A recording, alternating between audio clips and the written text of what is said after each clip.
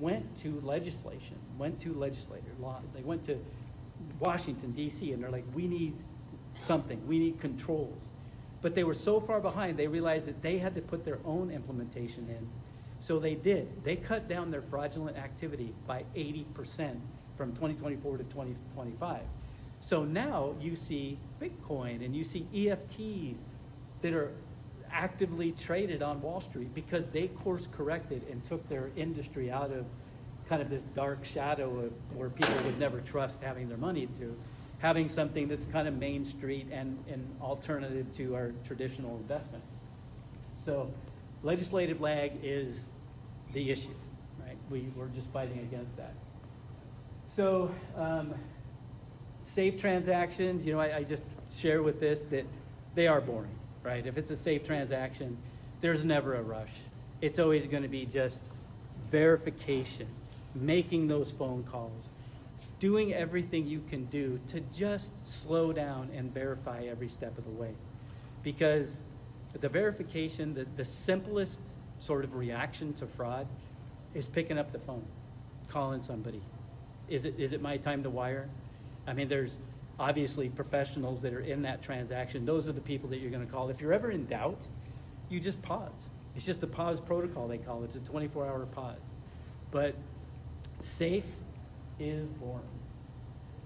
Video identity, and this is all over the internet, and I don't have sound here. I've got a couple of samples on here, but voice cloning now and artificial intelligence with just a few pictures and 3 seconds of audio. And who has a voicemail, right? We all have a voicemail. We all have social media. We're talking to the kids, grandkids.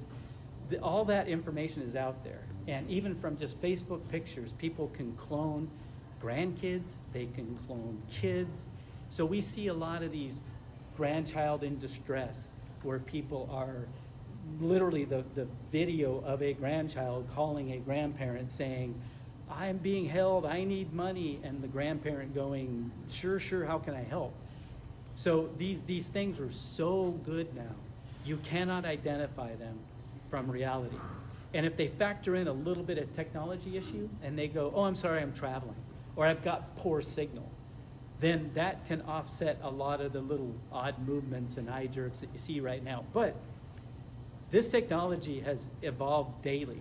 And when I first started this back in November, I worked with Department of Homeland Security, and because a lot of these wire transfers are going overseas, and I was doing a PSA announcement with them, and I worked with them on the latest technology that's playing on a loop in a lot of the deed recording offices. It's me, and it's my picture, and I've got a sample here, but it morphs into AI. And it's just me talking, and it morphs into another AI version of myself. So that technology, I thought, wow, that was crazy, that was really good, but you could still tell. So just this week, I was working with another department, and they said, yeah, we're going to use the new version that just came out, and you cannot tell. You do a short video of yourself or just pictures of anybody from the internet, it does a AI clone that is indistinguishable from reality. So keep that in mind. 3 seconds of audio, we talked about this, and it's not about just being catfished. It's not just about like somebody calling to like identify you and try to get money out of you. These are people that are pretending to be law enforcement. And let me share a story that I heard at the Attorney General's office. This was from the number 2 at the Attorney General's office, and he said, we had an incident that we actually went to the person's house, and we said it was an older gentleman. He was being catfished by a young lady, so he thought. Turns out that it was a criminal organization that was based out of Kenya. And we went to him and he said, hey, this is an agent, this is a group that we know is known terrorists. You are being catfished. That woman is not legitimate. Here she is and all these other different things that are out there. Do not send money to this person. Please don't send it. We just want to protect you. So he was there with the FBI. This is the Attorney General, Dan Barr, number 2 at the Attorney General's office, with the FBI. They left because they knew they had been monitoring this transaction. So they left, and when they got back to the office, they saw the wire transfer go. And they're like, what the heck? We just told him not to do this. So they stopped it because it was part of a criminal probe into a larger organization. So they were able to stop it, capture it. They went back to him and they said, "Sir, why did you do that? We came and we told you, myself, the FBI, the Attorney General's office, this was a criminal organization and this wasn't legitimate. Why did you do it?" He said, "Oh, well, about an hour after you guys left, she called and I said, 'Hey, you were here.' And she mentioned the names, and she said, and the person said, 'Oh, okay, well, that's unusual. I'm not fraud. Well, do what you need to do.' Then he said, like 15 minutes later, 'You called me. You called me and said it was okay. It was a mistake to go ahead and release the money. So I released the money. You told me to.'" So this is what's happening. So this was a public official that they cloned his voice because of social media. And they just told that person, just, "Hey, forget it. It's okay." So that's what they're doing out there. It's not about the simple send money to go or burn down your house. It's these people that are doing these things. This is the video, but I don't have sound. But these are some of the threats that we see. I had one 2 weeks ago. Actually, it was last month. And it was a gal. I was meeting her she was in a hospital, and I was meeting with her son and her daughter, and we were talking about some things, and she wanted to sell her house. And the son, as we're talking, he's over there on her mini fridge, and he's looking at all these bank statements, and he's like, "What? Mom, what are all these bank statements?" He opened one up, and it's bounce check, and it was auto drafts from her savings. And he goes, "You realize you're bouncing and it's pulling out of savings like automatically?" And she goes, "No, I didn't know that." And then he looks, and it's always the same amount. So he goes, "What's going on? What's this $175 thing?" And she goes, "Oh, I didn't want to tell you, but they're going to burn down your house, and they're going to kill your kids and my grandkids if I don't give you that $175 every week." And that just happened to coincide with her pension amount. So she was sending this amount in order to protect her family, and she thought she was doing the right thing. So these are the things that are going on out there. And it was a regular phone call that she had if she was late. So one thing to point out along those lines is too, and this is super, super important for consumers. Now, a lot of folks in this room, obviously, you've worked, you've got savings, you've got different accounts. Do not put all your money into one account. And I don't mean one bank, I mean different banks. You absolutely have to, as a minimum maintenance for your wealth, for your savings, have multiple banks, a Chase, a Wells Fargo, a US Bank, whatever it is, and just make sure for your own protection, and share this with everybody, do not have it auto draft out of a savings account. Because what's happening now, and again, this is new, AI has evolved to the point where it pulls money out so fast out of your account that it's preempting fraud alerts from the bank.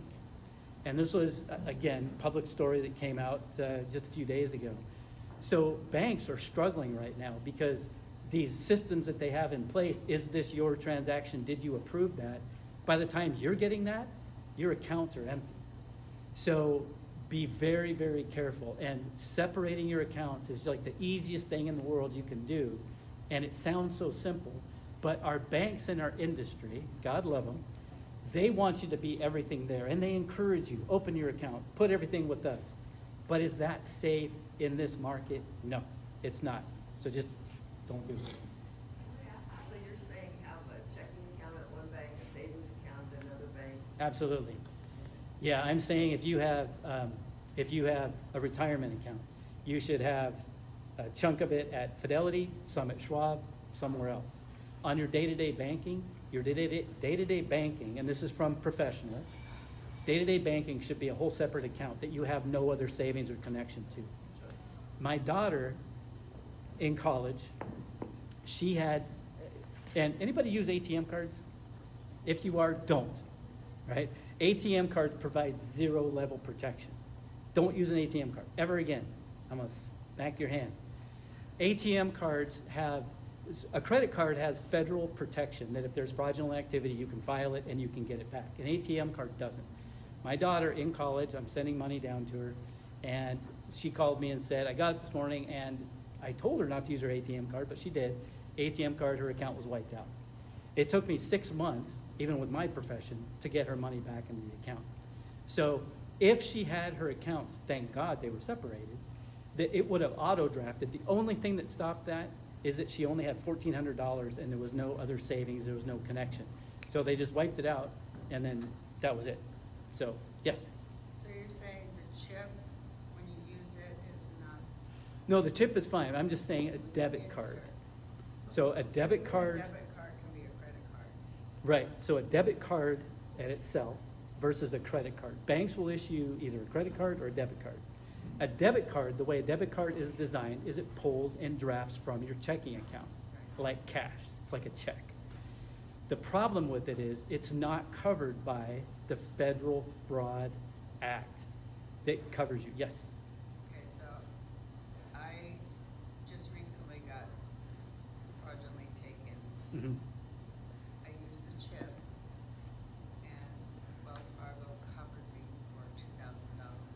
Great.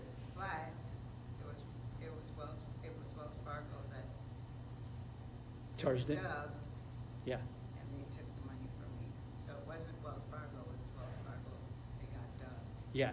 Yeah. But I didn't insert the card. Yeah. Yeah, it's not, it's the chip and you know, now they just walk around with those readers, especially if you're on vacation, they can just swipe past your wallet. They can scan a card. So the other thing was the wallet, the Apple Wallet, they were saying that they got into my account through my Apple Wallet. I don't know if that's true or not. They can, and that's an indication that there's something on your phone, software on your phone. So that's something to be careful of because that's the only way they can penetrate that Apple Wallet. These phones have everything on our phones. I know. That's why it used to be the prize was, you know, here's a link, click on this, enter your credit card information, and we get the credit card, and yay, we're happy we get the credit card. They're not after that. What they do on those cases is they just want you to have a window open up long enough that they can download a virus on there. I'll share with you one quick story about, this was a 19-year-old that my daughter went to college with. Super smart guy. This was just the end of last year, and somebody that was investing in cryptocurrency at 15, and he bought some Bitcoin, and he was really excited. So just a few $100, he grew that account, this wallet they call it, to $150,000 at the end of last year. Very excited. So he's pretty smart. He's college. He's been warned. He's kind of knows about fraud and things like that.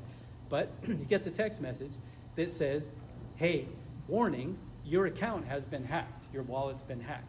Then he got an email that said your account's been hacked. Then he got a phone call that his account's been hacked. So he's smart enough not to talk to these people on the phone. So he hangs up, but he made a fatal mistake. He goes into Google and he types in customer service for the MetaFace wallet. Well, those pop-ups up top, those are just ads. So he typed it in, and the first ad that came up was this big bold phone number, and he's like, okay, great, I'll call that. That's got to be the legitimate one. So he called that. Turns out that that was another fraud company. But they were very helpful. They answered, can we help you? Yeah, my fraud wallet, you know, I'm just concerned. Everything is, I want to make sure everything's okay. It looks okay. I'm logging in, it looks okay. And they said, oh, yeah, no problem. What's your name? Yeah, it looks like there's some fraud activity there. I'm going to send you a text message. And we've all had this before, right? I'm going to send you a text message. I just need to verify the code. Click on the link so that I can log in on your phone. That's what happened to me. Right. Yeah. So he did. He clicked on it. Then he said, the person on the phone said, now, just open up your app, open up the Meta Wallet. And he said he opened it, and these are his words, not mine. He said, I opened it, and the second I opened it, it went to zero in a nanosecond. And he said it on the phone. He goes, whoa, it's showing zero. It just flashed to zero. And the person on the phone said, yeah, that's okay. Just give me a minute. I'm just resetting your account, resetting all your passwords. So that was it. It was gone. And he's sitting there talking to him on the phone, and then he's like, okay, I think I just got taken advantage of. So the lady on the phone said, oh, don't worry, it'll reset in 24 hours. Anything else I can help you with? Here's a brief survey. You know, it was very legit sounding. It was gone, right? So those are the things that you got to be careful of. Now, these are just some of the messages that I've gotten. And I point this out because we talked about this before when I talk about how you answer these is how the algorithms and these learning modules are going to come after you. And you'll always see, in general, on our phones, they're pretty good. You'll see the report spam, just delete report spam. These are the ones you don't want to respond to. You don't want to engage. And I hear people all the time, oh, I love it when I get a fraudster. I like to screw with them on the phone. It's fun. Don't do that. They're learning your model. They're learning your habits. Yes? No, I was clapping for you. Yeah. Don't mess around with them. Just hang up if you get these things. So you don't report into spam? Yes, you do report in spam. I'm just saying if you get a phone call, don't engage. Yeah, no. If you get an email, don't engage. Don't joke with them. It's not a joke. It's a learning module that you're feeding on your behavior, how you talk, what you're looking for. So I point these out because I almost got taken by the one on the second over to the middle. We all see the toll one. I lived in Southern California. This is a huge one. Pay your toll. You're going to get fined. Pay your toll. You click on that, it's obviously fraud, right? It's obvious if you're not in Southern California. But guess what? If you are in Southern California, that fast track email and text scam that goes around, that thing is generating over $50 million a year in fraud activity in Central California, where Fast Track is located around the San Francisco bridges. And they can't stop it. It just keeps coming in different forms, and people keep falling for it. The second one, I got pulled over in Scottsdale, and I was a good boy, I promise. I just had an expired tag. So that's it. But it was, hey, all you have to do is fill out this form, and my tags were in the mail. I just got to put them on. So I put them on. I took a copy of it. I sent it off to the city of Scottsdale, and I said, okay, good. And they said, okay, we'll drop the ticket. But at that same time frame, like 2 days later, I get this text message that says, whoa, you're going to be suspended. You didn't pay your fine. And it hit home because I was in that actual transaction, right? So that's where these people get you, is you might have just done jury duty, but one of them goes around and says, hey, you got a subpoena. You didn't show up for jury duty. You got to pay a fine. So if you're thinking, oh my God, it's been a couple of years. I guess I missed it. I've been traveling. You're going to potentially pay these fines.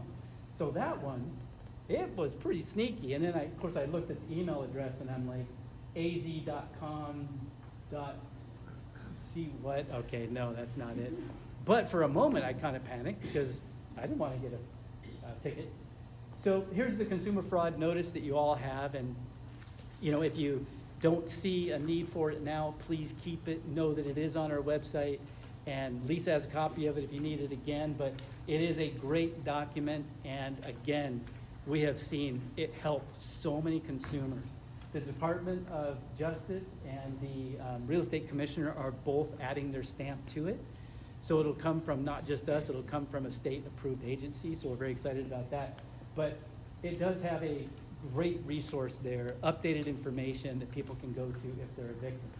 And keep in mind that fraud, when somebody falls victim to it, it is a very, very embarrassing thing. So people don't want to jump up and down and share, I was a victim of fraud, right?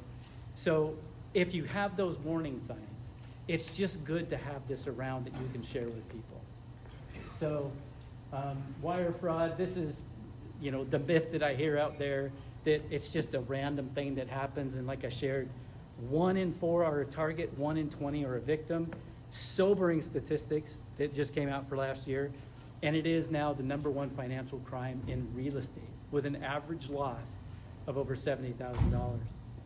So the wire payment protocol, and you don't have to read that, but basically it's a verification process. And me as a professional and other agents that are out there, we all know in the world of real estate, every title company, every broker, like we all got all these different things that are going on.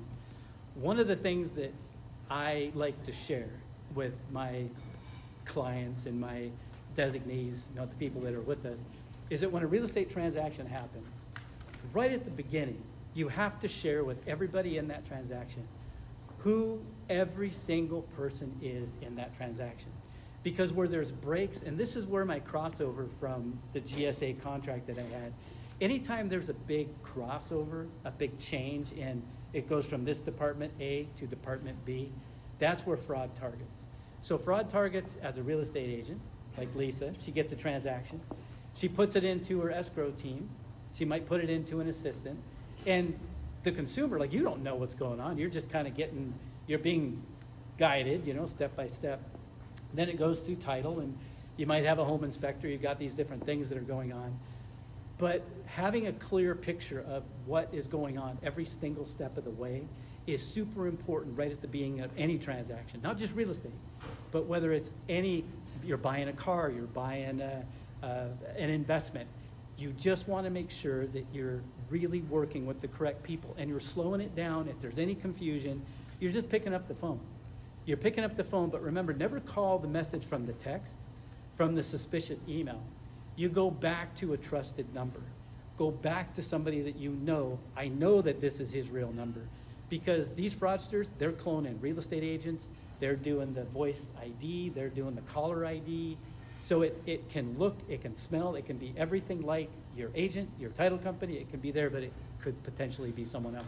So when in doubt, trusted number, call, and just verify. And it is the simplest way to do it. Fraud moves fast. Everything's got to go quick, like I said. There's a 24-hour rule that most people don't understand or realize. If you act fast, if you get past the embarrassment, if you get past the oh crap, what did I do? And you react quickly, if you call your financial institution, wherever that money had come from, within 24 hours, there is a chance that they can stop it. After 24 hours, it's gone. Within 6 hours, there's a really good window that they can pull that money out. A lot of these fraud accounts, keep in mind, they're using the same deposit account for hundreds of thousands of transactions. So they have money going in all the time.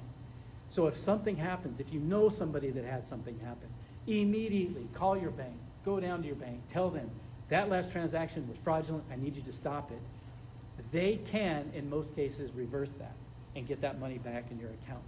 But that clock, your window, is very, very limited. So just make sure that you're reacting quickly. And then the second thing you do is you file a police report. Because if there's any money that's lost, having a police report, having that documented in a timely manner will allow you, it helps with your insurance company, it helps with getting a deed back, everything moves quicker. So that first hour, that's what you want to do. And then at the end of it, the IC3 is probably the most well-known. This is where we publish and we track. That's the FBI site for tracking fraud. The challenge about IC3, I call it the black hole, because you're reporting it and they're tracking it. They give people like me wonderful data, but they're not really the best resource unless you call them and say it was $100 million and it went to Canada, or it was 6 houses or an apartment building. They just really don't get involved unless there's really major things that are going on. Phone verification, title companies, anytime you're involved in any kind of wire transfers, things like that, title companies will never change. They'll never change their wiring instructions. So keep that in mind. If you get something like that, that's a fraudulent transaction. We talked about this. Legitimate deals survive friction, and friction really is, I call it a filter. So it filters out our losses. The high-speed drains that we're talking about, I mentioned this as well. This is where, again, it's new, but financial institutions, as of the last 30, 60 days, are not able to react quick enough to those withdrawals. So, yes? Go back, I need to one just before that. That one more. No? Perfect, yeah, that one's really good. Yeah. Yeah. Contacting your bank, stop everything. That's what we want to do. Thank you. Sure. So red flags that we see out there, and this is on our website. It's in a handout. It's in the handout that you guys all have out there, so I won't go into it in detail, but just make sure you're watching for these warning flags that are out there. One thing that this forum talks about is, does everybody have like a family safe word? Everybody familiar with that? A family safe word? You do? Yeah.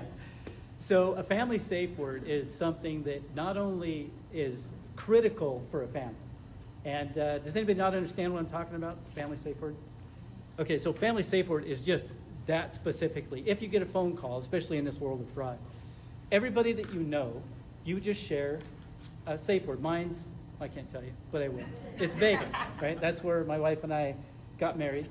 We went to Las Vegas. So that's our safe word. Everybody in our family, my parents, my kids, it's Vegas. So if I get a phone call from one of my grandkids, I've got 5 up in Oregon, or one of my daughters, and there's anything that sounds suspicious. If they're asking for money, they always start out with the word. And they do. They call for money all the time. But so I hear Vegas all the time. It haunts me at night. But that's just a really safe thing to do. But importantly, on a professional level, we have to have safe words as well in real estate transactions. And I'm recommending that even in transactional level events, if you're working with an agent, you develop a safe word for that transaction, for that event, for that wire transfer, for whatever you're doing. There's just a safe word that you have. It protects you because we've got this level of clone, this AI, this voice technology. Just, it's simple. It's so simple. It's just, you're confused. Here's our code word, basically. Use it with your kids. You use it with your business. But you have to branch out these little things that we're taught over time and make them relevant for everything that we do. So That one's not in our handout. it's on my website, so I apologize, but I will get you that. And just to go over it real quick, it's some of the things that we've talked about, but the sender email being off, like we talked about, changing that. They can just change one small thing.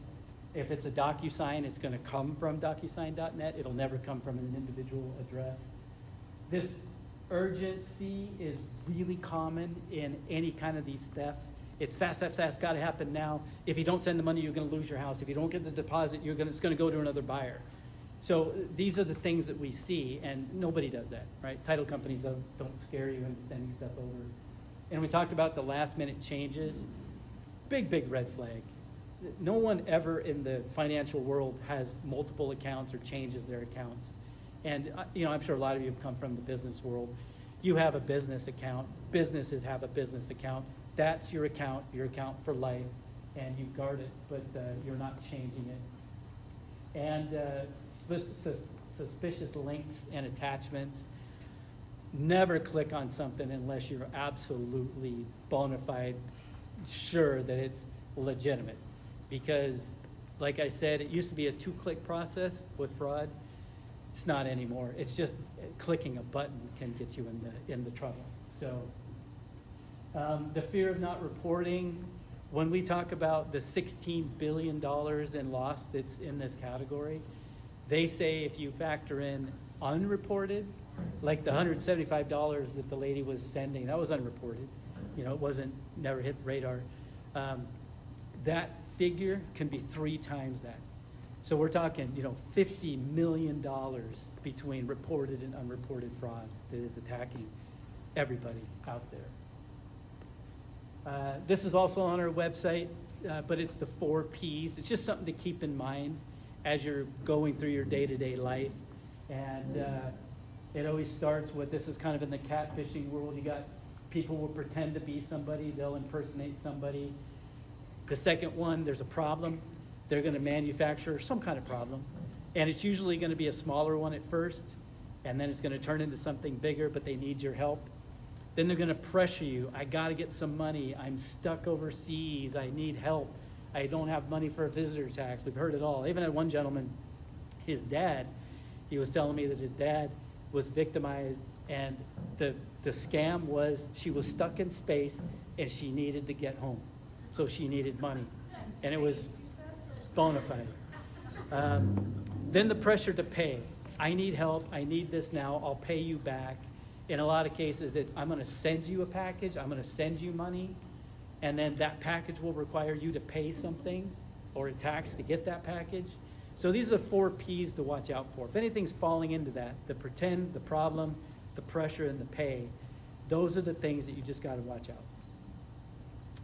Fraud-proof your house. This is the handout that you're looking at there. And I point out that family safe word. It's super critical because it is such a important, such an easy thing to have. and sharing that, expanding that to your everyday life. You know, it's just, you know, and I say this, and it's an old saying, but the genie's out of the bottle, but it is. You know, it's just, I can't tell you the stories that I hear. So just to empower a group of people like this to just go out there and just be aware of these things that are happening are fantastic. This is the handout that you have as well. This is also on our website. It's all the same things, but in the handout form that you have there. So now you have the tools, so you basically are available. You can use these as you need. Anything you need, any questions you have about fraud, you can reach out to me or Lisa, and we can help you out with that. And this is just a note for the people that, I've got family members that have been victimized, and I just pointed out that victims are not stupid, right? It can happen to anybody, and it happens to really smart people. So if we can get to the point where we're not judging and we're freeing up people where they'll actually talk about it, that's our end goal. So that's it. Any questions? Yes. Two related questions, same thing. For, say that you register that you want an alert on your deed transaction, Mm-hmm. how long do you have to protect yourself that it doesn't, can you respond by the following day, 2 days, 3 days, whatever? Yeah. And the second question is, why isn't there something like a two-factor authentication to protect your deed that you have to authorize, or some family member has to authorize it before it goes through? Yeah, good question. I'll repeat that because that was when I actually met with the real estate commissioner. I'm like, so let me get this straight. So you can basically go in and file a deed with somebody, take over their house, basically just go to Costco, go to Amazon, buy a certified stamp, notary stamp, and file this thing. But when I log into Facebook, I have to have a text message come to me. It's like, where's the connection? And the real estate commissioner and the state, that was the problem. You know, that's what they were saying, is that we can't, because it's really, really hard to have these two-level, you know, proof of verification. Now, the question was, when something is recorded, how long do we have, like, is there a window? It's already happened. When you get the notice that it's happened, it's already happened.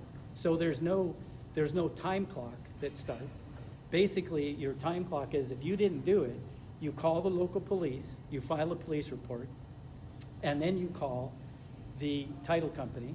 And there's one item, and my lawyers, when I'm lecturing lawyers, they always get me in trouble for this. So I'm going to tell you what I did, because I'm not a licensed attorney, but I am teaching them, is I filed what's called an affidavit of forgery. So very simple document. It's available on our website and through our program as well. But you can, if you get this notice and it's like, hey, your home sold to someone else, call the police, file a affidavit of forgery, and it's a one simple document. You just print it out, you get it notarized. Any UPS store, any title company will do it for free. You get it notarized and you get it to the county. Any title company will record it for you as well. There's a $20 fee. It's well worth it. But if you have a forged deed that was filed, and then you have a police report that you also record and file with it, with that affidavit of forgery, you will block it from moving anymore. Then what you can do is you can reach out to, there's a thing called a quiet action title. And that's a lawyer process to basically get that title removed. But in my case, when I did my transaction, because I filed the police report, because I did file an affidavit of forgery right behind it, when I went to, the gentleman actually wanted to sell the house to me after all this because he didn't trust anyone else, so he's like, I'll sell it to you anyway. So I actually purchased the house, and when I took it to the title company with that level of documentation, they're like, yeah, that's cool, that's obviously fraud, so we'll insure it and we'll go ahead and sell the house. So the transaction moved. So police report, affidavit of forgery will protect you. You said you contact the deed company, you talking about Title company. Maricopa? No, just title company won't, you know, they're just legislative. They're just stamping things as they come in. Go to a title company and ask them, hey, I want to file an affidavit of forgery. But And you you can, also mentioned the deed contact the deed company. Is that the one that filed it, the forged deed company? Yeah, I might have misspoke. There's no deed company. Basically, you're going right to the title company, and you're asking for the affidavit forgery. It is on our website, like I said, so you can print it off, but you do have to have it notarized, so they can't record it without notary. So, yes. So you said to never use your ATM card, so you're supposed to use your credit No, card? you can use it in an ATM machine. Okay, I'm just saying, don't take your debit card and charge it like a credit card. You know what I mean? Because you can go into a grocery store with your ATM card, Right. and you can tap it, swipe it at the checkout line, and it will pay just out of your checking account. That's like a normal process. I'm saying don't do that. Use a credit card, get a credit card, but do not use your ATM card, because those are huge targets. People can put chips, grocery store, anywhere. The only place, it's not even, like, as you slide it into gas pumps, they'll have little readers on there just embedded inside there, and they'll read your card. So it's never safe. A debit card is not federally insured. Nobody's gonna pay you back, but a credit card is federally insured. Correct. And so the bank will give you your money back. Correct. That's the A difference. credit card fraud is a federal law. It's a federal mandate. It's protected by the Consumer Protection Act. So all you have to do is call and say, that's fraud, I didn't do it. And they'll put the money on your bank account and you're good. An ATM card doesn't have that level of protection. So, yes, I'm a little confused about his question. sure. I agree with what he was saying, but, okay, so say somebody already, Already stole the deed. correct. Yeah. So you're saying before that happens, No, if it's already happened, there's nothing you can do. Now, there is legislation right now in the state legislature, in the 2026 session, that's moving through. And what they're trying to do is just have one level before that. So one thing that happens before a closing is title will open up title insurance. So when that happens, that sort of transaction or that event, that would be could be reported, and it would be reported with the Arizona Department of Real Estate. And if you sign up with them, they'll tell you, hey, title was opened on this property. So you would get notice before it happens.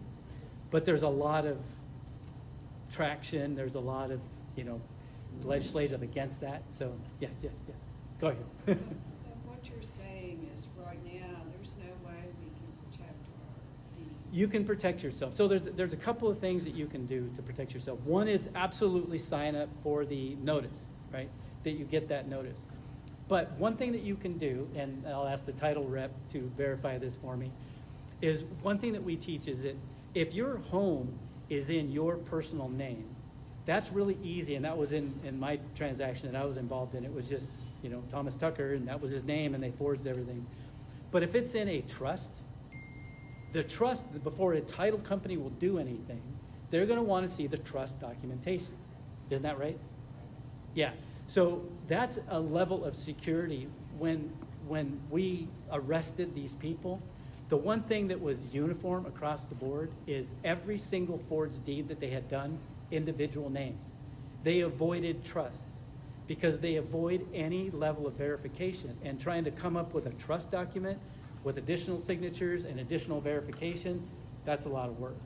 So they're just going to take the easy route. so what's the difference between Add into that question, trust? so if you have, Yeah. loan on the property, is that put an additional verification after the lender? I'm sorry, say it again. If you have a loan on the property? Yes. Put an additional verification? Yes. from the lender? Yes. A loan does, absolutely. So if you've got a loan with a high balance, it absolutely deters these people. But a lot of people have misconception, and one was actually from a friend of mine, Doug Hopkins, who we work together. He's got a lot of properties, and he's like, oh, I got this little lien on all my homes. I'm protected. And I said, point of order, if they're smart enough to forge a document to take your deed, do you think they're smart enough to forge a satisfaction? So just putting a judgment on it doesn't really affect it. But if you have a loan on it, now that loan, that company has to do something. But keep in mind, people that put like a $10,000 loan on it, If it's a $500,000 property, you think they're gonna even give a heck about paying off a $10,000 balance? They're not. So, you know, it really isn't a foolproof protection. A high balance is, but a foolproof protection is monitoring it, putting it in a trust, so you've got that level of protection, and then, of course, monitoring. You can't say that enough. So, yes? Okay, so, in the past, are you familiar with the Maricopa County Reporter, that you can actually put a fraud alert on? Yeah, so that's what we were talking about earlier. So yeah, everybody, every single county, you can log in, and it's on our website too. You can go in, and every single county, you just click on it. And then the nice thing is you can add your name, you can add, you know, your email address, and then any name you want. A family member, a kid, an elderly parent, put their name in, put your email address. If anything is recorded in that name, you will get a notification. That's So- a real simple way to protect yourself. You can just go to the Maricopa County Reporter's website and do that. And the other thing that I've learned is that they target empty houses. So if your home is empty for a period of time, especially for like seasonal, residents, they can target that because nobody's there, nobody's watching. So keep that Yeah. in mind too with fraud. Also vacant land, and this is a true story, and it's almost, there's a couple things that have happened in my world over the last few months of doing this, but one was a gentleman in class. It was an agent, and we were talking, it was a pretty good group, it was in Chandler, and he came up to me halfway through, we did it was a 2-hour training for agents, and he came up and he's like, oh my God, you're not gonna believe this. We have property in Montana, my brother and I. My parents are in a retirement home here in Phoenix. And I just randomly Googled, because you talked about vacant land. So I Googled it, and it's for sale. So I just called the broker on my break, and I said, hey, what are you doing? And he goes, hey, well, we actually just, that thing is going pending right now. We're selling that. And he goes, no, you're not. That's my property. We never authorized that. So the broker put a kibosh on it, but he was able to stop it right before it closed. But I mean, this happens.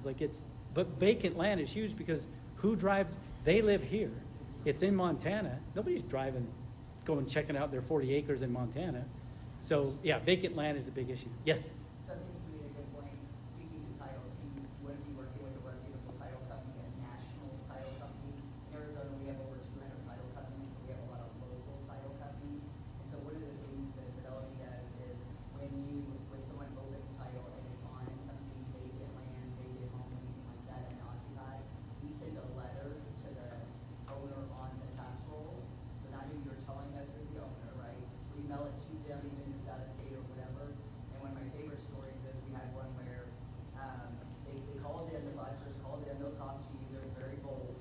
And they said, hey, I know that you're gonna look at the tax rolls and it says we're in New Zealand, but we're actually in London right now because my husband's seeking medical treatment, so we're gonna need you to send everything to London. So we sent the letter to New Zealand, the lady called us that Monday morning and goes, what are you talking about? I'm not selling my land. Yeah. So, I mean, they're bold, but so you wanna, we spend millions of dollars, we get over 100 attempts a week just on wire fraud. So Yeah. you wanna be working with a company that is protecting your assets. And the other thing that we just launched is when you close with us as the buyer, from then on, as long as you're in our system, anytime that home, the deed gets pulled, or even gets listed on the MLS, we're going to alert you.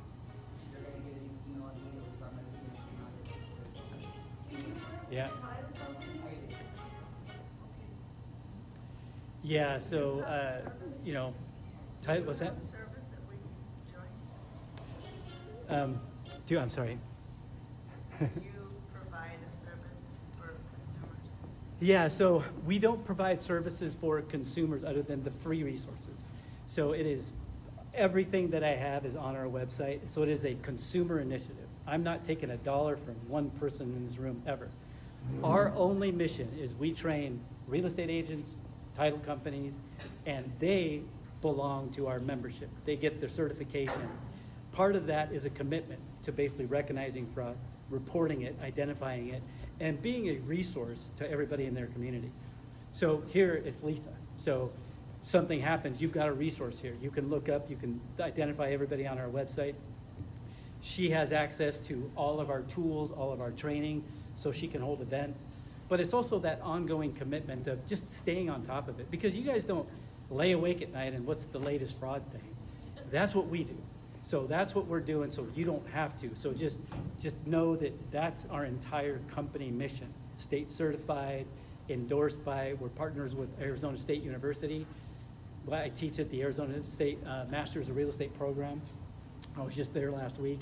So we have all of that educational power.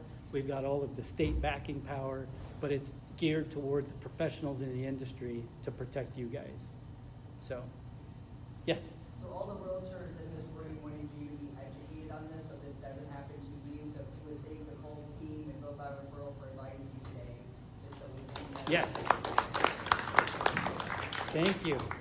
All right, any questions? Oh, one over there. It's not a question, it's, we do have a safe word and have Good. had for a while. But if you're gonna establish a safe word with your family, your grandkids or whatever, don't, tell them to call you. Don't put it in an email. Don't Yeah. do anything unless you're face to face or if they don't live with Yeah. you. You can call them and when they answer the phone, know that it's them. And also give a word that means absolutely nothing, Yep. like the word rose or tree. Yeah. You know, don't do a dog, a cat, any family members, but it's Yep. important to be sure that it's, Yeah. Yeah, and we're in a stage of this evolution of fraud where it's just becoming part of our everyday language. And what my mission is to keep real estate on a track where we are a trusted process in the world of money transfers. Because the way I look at it is, if there isn't education and there's nothing out, and that's why our program has been adopted so strongly nationally, because we are the only company out there that's putting this together, consumer first, professional first, because we're trying to put a speed bump in the way of that wire transfer. That's when it all goes south. When I was at the Attorney General's office and they're like, although it's horrible when someone has $1,000 out of their account or 175 being stolen, when it gets to the point when the account's wiped out, when the retirement's gone, the 401ks are wiped out from a fraudulent activity, the only asset that they have left is real estate. So what we're trying to do is, our initiative is to put a big brick wall on that process so they just can't make that happen, right? So the professionals are there to just block it, stop it, say, hey, why are you selling your house? Is there a really, is a valid reason for it? Don't answer this email. Watch out. These are the things you have to watch out for in this process. So it's more work for the professionals in the industry, it is, but that's just part of being a professional, right? We're trusted with a big financial decision, so we have to have this education. So that's what we're doing. Yes?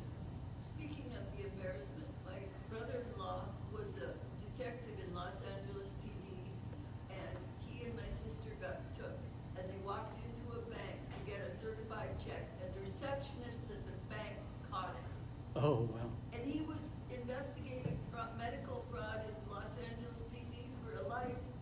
Yeah. Yeah, it's sneaky, and it's you just don't know what's out there. So just keep an eye out, stay diligent, and just that pause, delay. So Once they Yes, sir. take your house, oh, I'm sorry. no, go ahead.